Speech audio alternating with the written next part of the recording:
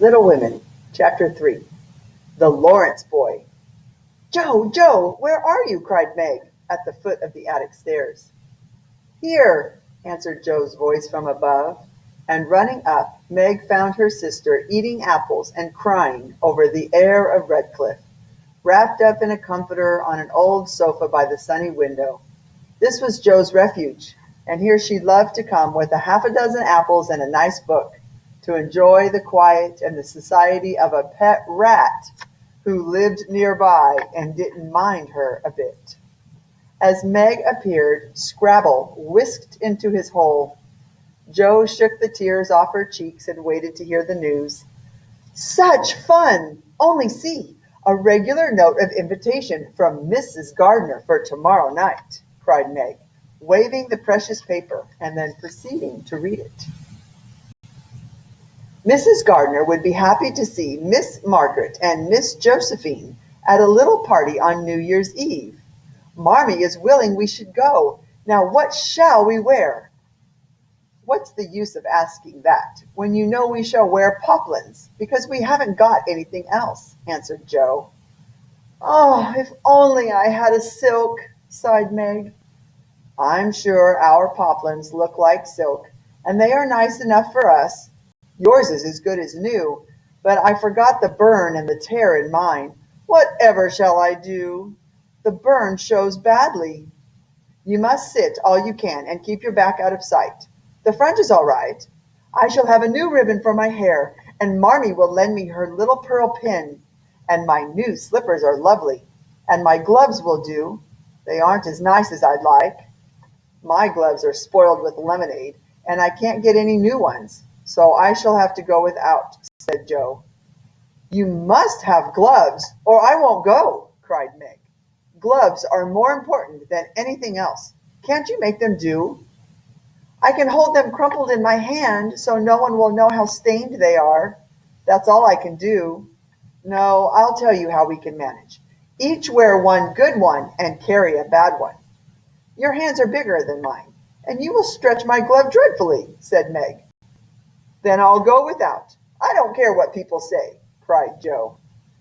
Oh, you may have it. You may, only don't stain it. And do behave nicely. Don't worry about me. I'll be as prim as I can and not get into any scrapes, if I can help it.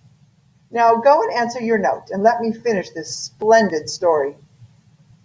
On New Year's Eve, the parlor was deserted, for upstairs the two younger girls played dressing maids, and the two older were absorbed in the all-important business of getting ready for the party.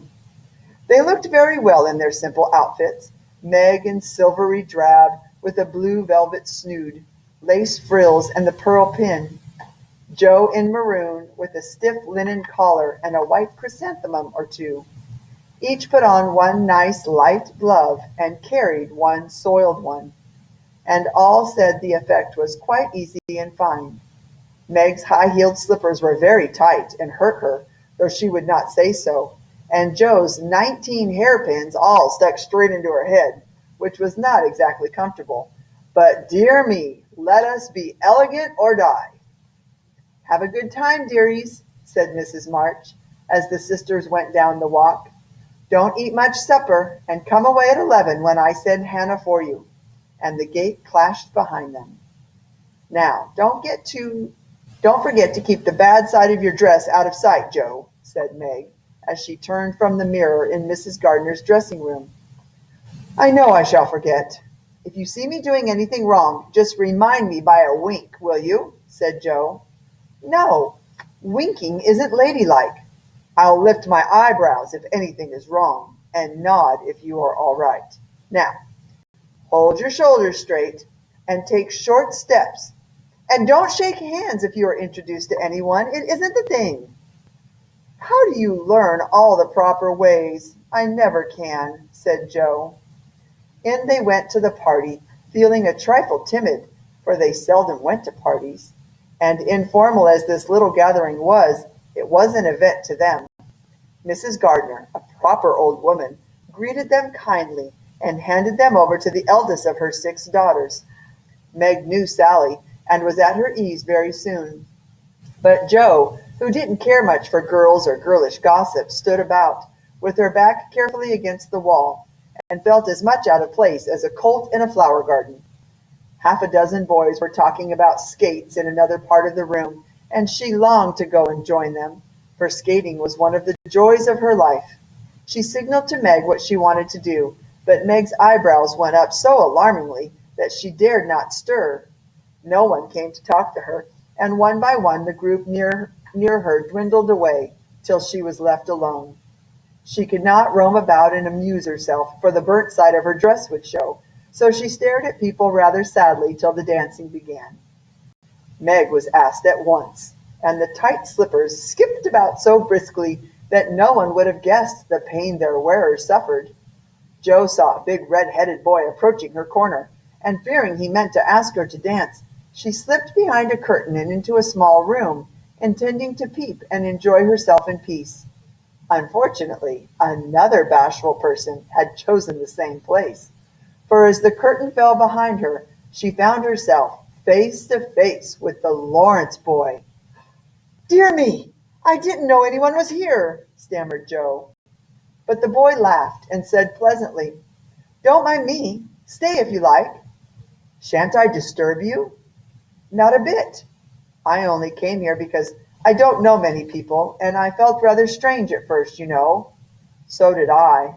Don't go away, please, unless you'd rather." The boy sat down again and looked at his shoes till Joe said, trying to be polite, "I think I've had the pleasure of seeing you before. You live near us, don't you?" "Next door," he said, laughing. She laughed too and said, "We did have such a good time over your nice Christmas present." "Grandpa said it, but you put the idea into his head, didn't you now?"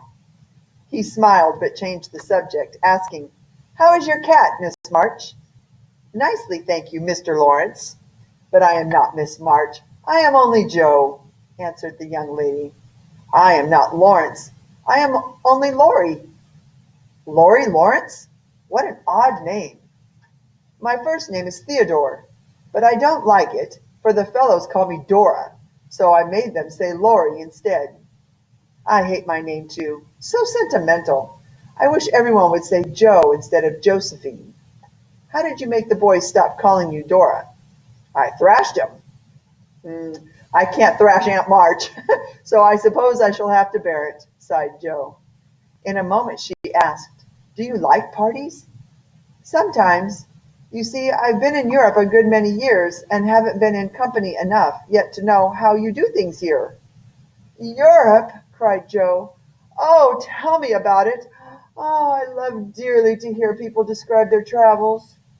Laurie didn't seem to know where to begin, but Joe's eager questions soon set him going, and he told her how he'd been at school in Vevey, where the boys never wore hats, and had a fleet of boats on the lake, and for holiday fun went on walking trips about Switzerland with their teachers.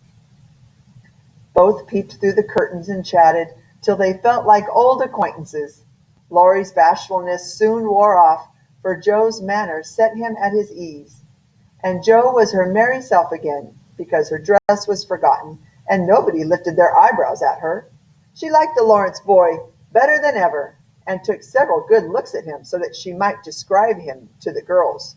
Curly black hair, brown skin, big black eyes, handsome nose, fine teeth, small hands and feet, taller than I am, very polite for a boy, and altogether jolly. I wonder how old he is." She asked in a roundabout way, "I suppose you are going to college soon? From our garden I see you at your window studying hard at your books." Laurie smiled and answered, "Not for a year or two. I won't go before 17 anyway." "Are you only 15?" asked Joe, looking at the tall lad, whom she had imagined 17 already. 16 next month." "How I wish I was going to college." "I don't. Nothing but grinding away or playing around." "What do you like?" "To live in Italy and to enjoy myself in my own way." Joe wanted to ask what his own way was, but he looked troubled now, so she changed the subject by saying, as her foot tapped to the music, "That's a splendid polka in the next room." Why don't you go and try it? If you will come too, he answered with a bow. I can't, for I told Meg I wouldn't because there Joe stopped and looked undecided whether to tell or to laugh. Because what? Asked Laurie. You won't tell? Never. Well, I have a bad habit of standing before the fire, and so I burn my frocks, and I scorched this one, and though it's nicely mended, it shows, and Meg told me to keep still so no one would see it. You may laugh if you want to. It is funny, I know. But Laurie didn't laugh. He said very gently, Never mind that. Please come. Joe thanked him and gladly went. When the music stopped, they sat down. Laurie was in the middle of telling of a students' festival when Meg appeared in search of her sister. She beckoned and Joe got up and followed her into a side room where Meg sat down on a sofa, holding her foot and looking pale. I've sprained my ankle. That stupid high heel turned and gave me a sad wrench. It aches so I can hardly stand. And I don't know how I'm ever going to get home, she said, rocking to and fro in pain. I knew you'd hurt your feet with those silly shoes. Oh, I'm sorry, but I don't see what you can do except get a carriage or stay here all night, answered Joe, softly rubbing the poor ankle as she spoke. I can't have a carriage with its costing ever so much. I can't stay here for the house is full. I'll rest till Hannah comes, and then do the best I can. I'll ask Laurie. He will do, said Joe. Mercy, no. Don't ask or tell anyone. Get me my overshoes and put these slippers with our things. As soon as supper is over, watch for Hannah and tell me the minute she comes. When Hannah appeared and was told the news, Joe slipped outside, ran down, and, finding a servant, asked if he could get her a carriage. He knew nothing about the neighborhood, however, and Joe was looking round for help when Laurie, who had heard what she said, came up and offered his grandfather's carriage, which had just come for him. It's so early, you can't mean to go yet, began Joe. I always go early. I do, truly. Please, let me take you home. It's on my way. That settled it, and telling him of Meg's mishap, Joe gratefully accepted and rushed up to bring down the rest of their group. They then rolled away in the luxurious carriage, feeling very festive and elegant.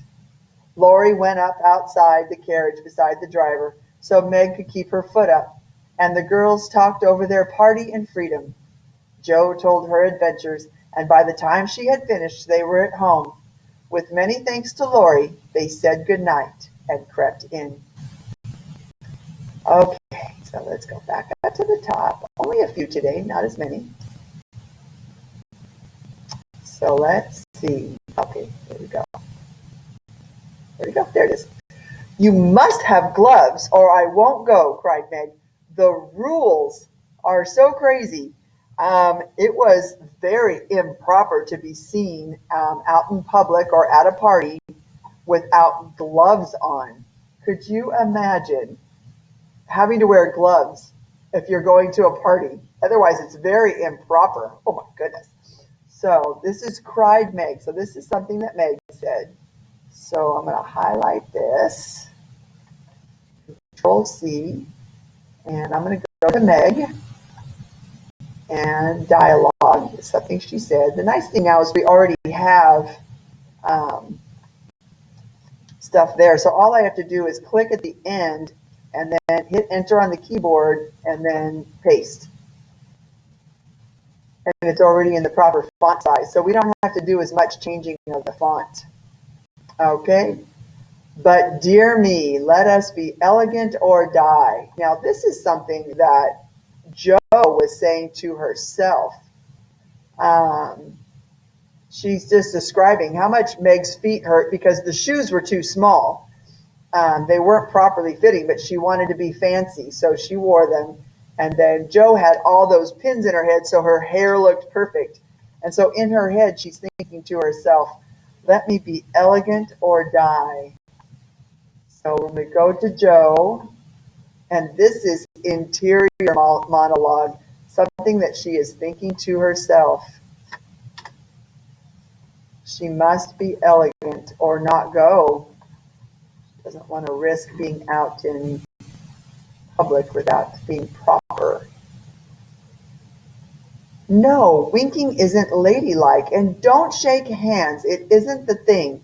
So again, more rules. No winking and no shaking hands. It's not fashionable. It's not the thing. It's not what you do. So those two things are not allowed to be done in public, or they will be seen again as improper. So I'll go back to Meg, and let's see. This is definitely something she said. Meg's dialogue is very much about the rules. You must have gloves, no winking, no shaking hands. Okay. How do you learn all the proper ways? Joe can never remember them all. We'll go back to Joe and put this on her dialogue, something she said. She could never remember all the rules of propriety, how to be proper, how you're supposed to behave in public. And there's Laurie. We're going to get a good description. My first name is Theodore, but I don't like it, so I am Laurie instead. All right, now we get to go to Laurie's page. So look for blue. I believe, yep, there's the first one. The first blue one is Laurie. And this will go in his description because he's talking about his name. It could go in the dialogue also because he's talking, something that he's saying. But I'm going to put it in description because it's really describing his name. Drop the font down to 10. Oops, I missed 10. There we go. And paste. So he doesn't like being called Theodore. And now we have a really good description. The curly black hair, brown skin, big black eyes, handsome nose, fine teeth. And they didn't have braces back then, so whatever you got is what you got. You couldn't fix them. Small hands and feet, very tall, polite, and jolly. And jolly, and that's where we are right now. So enter once and then paste. Great description of him. And now, let's see, I have this in quotations, but did she say it out loud? I wonder how old he is. No, she doesn't. So this is what she's thinking. She's wondering how old he is. This is Joe talking to Laurie. So I'll go back up to Joe.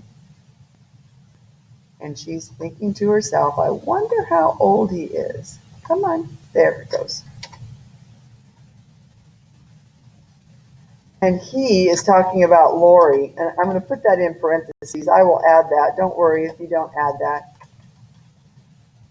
Sometimes when we have the pronoun he, and we take it out of context of the story, we might forget who she was talking about. So I'll just add Laurie's name to that so that we can remember who she was thinking about if we come back to that one for anything.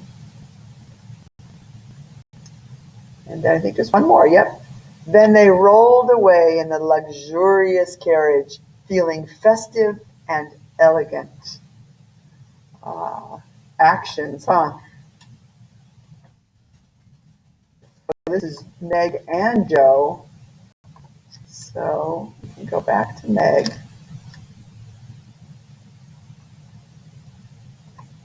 And I'm going to go to actions on Meg. Come on, there we go. Feeling festive and elegant.